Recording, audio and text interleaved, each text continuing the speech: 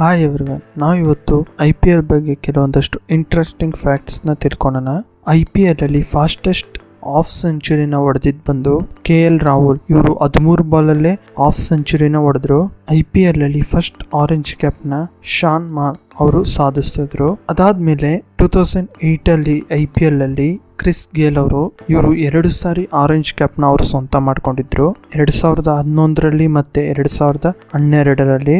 ಇನ್ನೊಬ್ಬ ಪ್ಲೇಯರ್ ಕೂಡ ಇದ್ದಾರೆ, ಡೇವಿಡ್ ವಾರ್ನರ್. ಇವರು 2015 ಅಲ್ಲಿ ಮತ್ತೆ 2017 ಅಲ್ಲಿ ಆರೆಂಜ್ ಕ್ಯಾಪ್ನ ಅವರು ಸ್ವಂತ ಮಾಡ್ಕೊಂಡಿದ್ರು. IPL ಅಲ್ಲಿ ತುಂಬಾ ಸೆಂಚುರೀಸ್ನ ಹೊಡೆದಿರೋದು ಕ್ರಿಸ್ ಗೇಲ್ ಅವರು.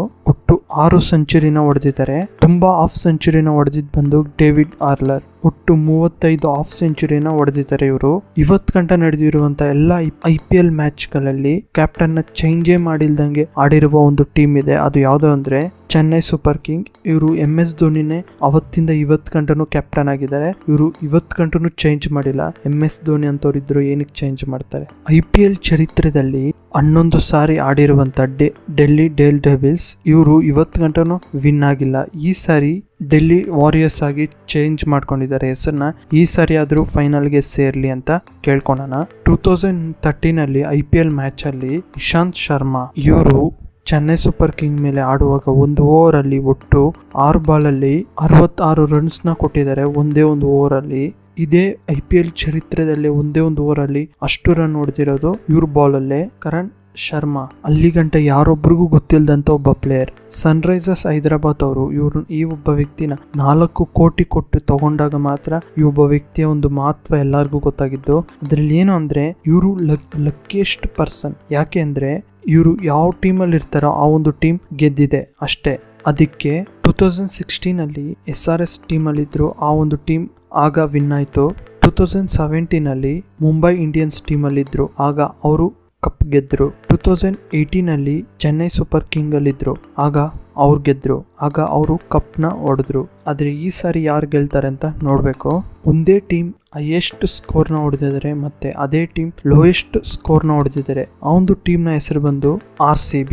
ಹೈಯೆಸ್ಟ್ ಸ್ಕೋರ್ ಬಂದು 265. ಅದೇ ರೀತಿ ಲೋಯೆಸ್ಟ್ ಸ್ಕೋರ್ ಬಂದು 49. ಹೈಯೆಸ್ಟ್ ಸ್ಕೋರ್ ಮತ್ತೆ ಲೋಯೆಸ್ಟ್ ಸ್ಕೋರ್ ಹೊಡೆಯೋದು ಒಂದೇ ಟೀಮ್, ಇದು ಒಂದು ಅಚ್ಚರಿ. ಆದ್ರೂ ಇದರಲ್ಲಿ ಇನ್ನೂ ಒಂದಿದೆ. ಅದು ಏನಂದ್ರೆ ಎರಡೂನು ಒಂದೇ ಡೇಟ್ ಅಲ್ಲಿ ಹೊಡೆದಿದ್ದಾರೆ. April 23rd 2013 ಅಲ್ಲಿ ಹೊಡೆದಿದ್ದು. ಇನ್ನ ಒಂದು ಸೇಮ್ April 23, 2017 ಅಲ್ಲಿ ಹೊಡೆದ್ರು. ಇದು ನಿಜವಾದಂತ ಒಂದು ಕೋಇನ್ಸಿಡೆಂಟ್. ಕ್ರಿಕೆಟ್ ಅಂದ್ಮೇಲೆ ವೈಟ್ ಬಾಲ್, ಡಾಟ್ ಬಾಲ್ ಹಾಕೋದು ಕಾಮನ್. ಆದ್ರೆ ಪಿವಿಲ್ ಶಾವಲಾ ಅವರು ಇವರು ಫಸ್ಟ್ ನೋ ಬಾಲ್ ನ 3045 ಓವರ್ಗಳು ಆದ್ಮೇಲೆ ಡಾಟ್ ಬಾಲ್ ನ ಹಾಕಿದ್ರು. ಒಂದೇ ಓವರ್ ಅಲ್ಲಿ 34 ರನ್ ಹೊಡೆದಿರೋ ಒಬ್ಬ ಪ್ಲೇಯರ್ ಯಾರು ಗೊತ್ತಾ? ಆಲ್ರೆಡಿ ನೀವು ಗೆಸ್ ಮಾಡಿರ್ತೀರಾ. ಅದು ಬಂದು ಕ್ರಿಸ್ ಗೇಲ್. T20 ಅಲ್ಲಿ ಅಕಸ್ಮಾತ್ ಮ್ಯಾಚ್ ಟೈ ಆದ್ರೂ ಸೂಪರ್ ಓವರ್ನ ಆಡಬೇಕು. ಆ ಒಂದು ಓವರಲ್ಲಿ ಯಾರು ವಿನ್ ಆಗ್ತಾರೋ ಅವರು ಮ್ಯಾಚ್ನೇ ವಿನ್ ಆದಂಗೆ. ಕಾಮನ್ ಆಗಿ ಮ್ಯಾನ್ ಆಫ್ ದ ಮ್ಯಾಚ್ ಅಂದ್ರೆ ಗೆಲ್ತಿರುವಂತ ಒಂದು ಟೀಮ್ ಇಂದ ಒಬ್ಬ ವ್ಯಕ್ತಿನ ಮ್ಯಾನ್ ಆಫ್ ದಿ ಮ್ಯಾಚ್ ಅಂತ ಮಾಡ್ತಾರೆ. ಆದ್ರೆ 2010 ಅಲ್ಲಿ RCBಗೆ ಅನಿಲ್ ಕುಂಬ್ಳೆ ಅವ್ರಿಗೆ ಮ್ಯಾನ್ ಆಫ್ ದ ಮ್ಯಾಚ್ ಕೊಟ್ರು. ಆದ್ರೆ RCB ಮಾತ್ರ ಸೋತೋಗಿತ್ತು. ಟೀಮ್ ಸೋತೋದ್ರೂ ಆ ಒಬ್ಬ ವ್ಯಕ್ತಿಗೆ ಮ್ಯಾನ್ ಆಫ್ ದ ಮ್ಯಾಚ್ ಕೊಟ್ರು. ಫ್ರೆಂಡ್ಸ್, ಇದಾಗಿತ್ತು ಫ್ರೆಂಡ್ಸ್ ಒಂದು ಇಂಟ್ರೆಸ್ಟಿಂಗ್ ಫ್ಯಾಕ್ಟ್ಸ್. ಆದ್ರೆ ನಾನು ಈಗ ಹೇಳುವಂತ ಒಂದು ವಿಚಾರ ತುಂಬಾ ವಿಚಿತ್ರವಾಗಿರುತ್ತೆ. ಅದೇ ರೀತಿ ನೀವು ಎಲ್ಲೂ ಕೇಳಿರಲ್ಲ. ಹೈದರಾಬಾದ್ಗೆ 2 ಸಾರಿ ಕಪ್ ಬಂದಿತ್ತು, 2009 ಅಲ್ಲಿ ಮತ್ತೆ 2016 ಅಲ್ಲಿ. 2009 ಅಲ್ಲಿ ಹೈದರಾಬಾದ್ಗೆ ಟೀಮ್ ಕ್ಯಾಪ್ಟನ್ ಬಂದು ಅಡಮ್ ಗಿಲ್ಕ್ರಿಸ್ಟ್. ಇವರು ಆಸ್ಟ್ರೇಲಿಯಾಗೆ ಸೇರಿರುವ ಆಟಗಾರ. 2016 ಅಲ್ಲಿ ಹೈದರಾಬಾದ್ ಟೀಮ್ ಕ್ಯಾಪ್ಟನ್ ಬಂದು ಡೇವಿಡ್ ವಾರ್ನರ್. ಇವರು ಕೂಡ ಆಸ್ಟ್ರೇಲಿಯನ್ ಪ್ಲೇಯರೇ. ಇವರಿಬ್ರು ಲೆಫ್ಟ್ ಹ್ಯಾಂಡ್ ಬ್ಯಾಟ್ಸ್ಮನ್. ಅದೇ ರೀತಿ ಇವರಿಬ್ರು ಓಪನ್ ಬ್ಯಾಟ್ಮನ್ಸ್. 2 ಸಾರಿನೂ ಫೈನಲ್ ಅಲ್ಲಿ ಹೈದರಾಬಾದ್ ಟೀಮ್ ಮೇಲೆ ಬಿದ್ದಿತ್ತು ಬೆಂಗಳೂರೇ, ಅಂದ್ರೆ RCB ಅವರೇ. ಫಸ್ಟ್ ಟೈಮ್ ಅವರಿಬ್ರು ಮ್ಯಾಚ್ ಆಡಿದಾಗ ಕ್ಯಾಪ್ಟನ್ ಬಂದು ಅನಿಲ್ ಕುಂಬ್ಳೆ.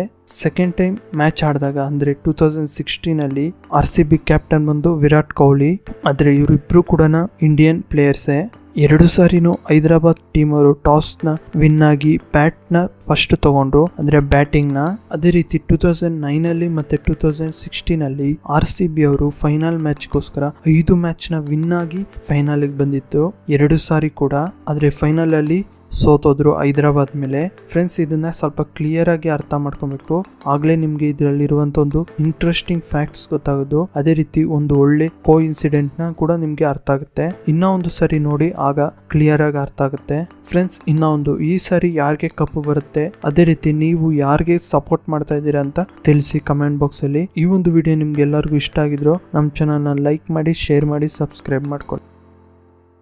ಈ ವಿಡಿಯೋ ನಿಮ್ಗೆ ಇಷ್ಟ ಆಗಿದ್ರು ನಮ್ಮ ಚಾನಲ್ ನ ಲೈಕ್ ಮಾಡಿ, ಶೇರ್ ಮಾಡಿ, ಸಬ್ಸ್ಕ್ರೈಬ್ ಮಾಡ್ಕೊಳ್ಳಿ. ಪಕ್ಕದಲ್ಲಿರುವಂತ ಬೆಲ್ ಐಕಾನ್ ನ ಕ್ಲಿಕ್ ಮಾಡಿದ್ರು ನಾನು ಮಾಡೋ ಹೊಸ ವಿಡಿಯೋ ನೋಟಿಫಿಕೇಶನ್ ನಿಮ್ಗೆ ಬೇಗ ಸಿಗುತ್ತೆ. ಫೇಸ್ಬುಕ್, ಟ್ವಿಟ್ಟರ್, ಇನ್ಸ್ಟಾಗ್ರಾಮ್ ನಲ್ಲಿ ನಮ್ಮ ಚಾನಲ್ ನ ಫಾಲೋ ಮಾಡಿ.